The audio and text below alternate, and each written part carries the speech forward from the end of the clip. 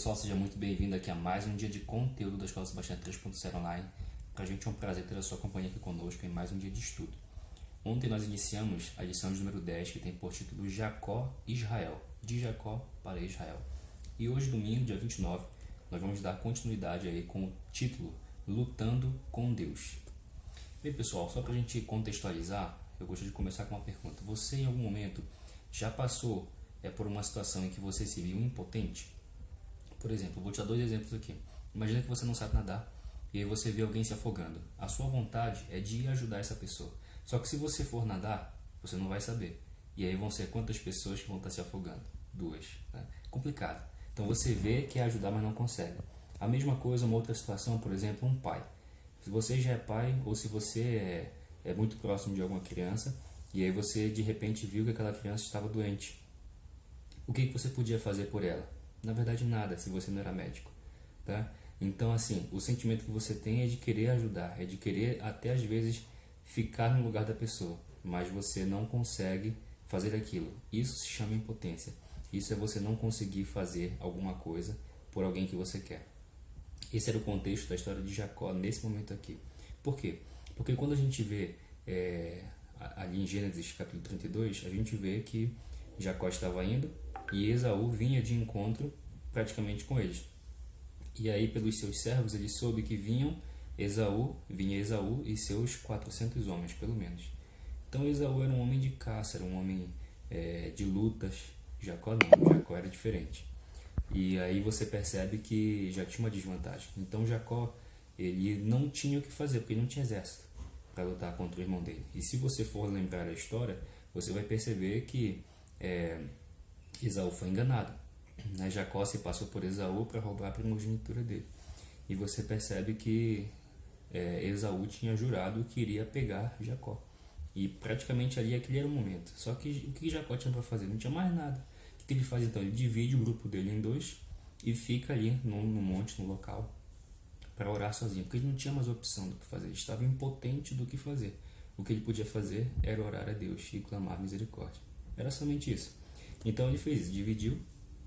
E a Bíblia, ela vai falar também, quando Jacó está lutando ali, ela dá a expressão um homem, lutou com um homem.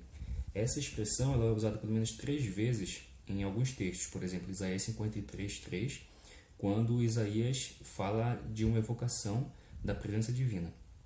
Uma outra situação é Daniel 10:5, onde Daniel ele fala a respeito do sacerdote celestial, que é Miguel.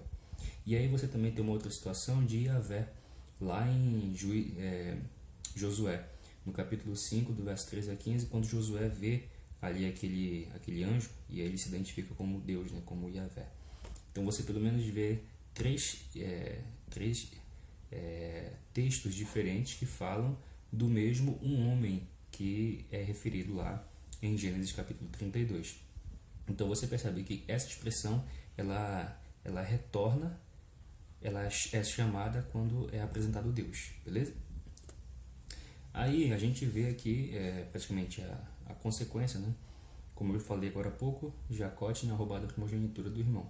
E aí o irmão ficou furioso. Ou seja, Jacó ele queria dar uma forcinha para Deus para que a promessa dele fosse cumprida. Na verdade, não deveria ter feito isso, deveria ter esperado Deus fazer isso.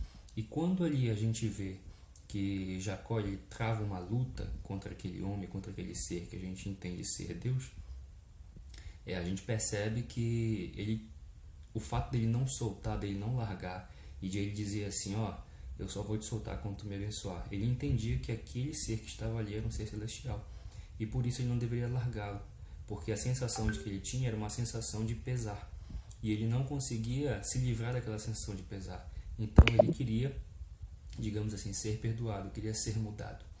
E aí, como ele ficou firme ali, ele aguentou, né?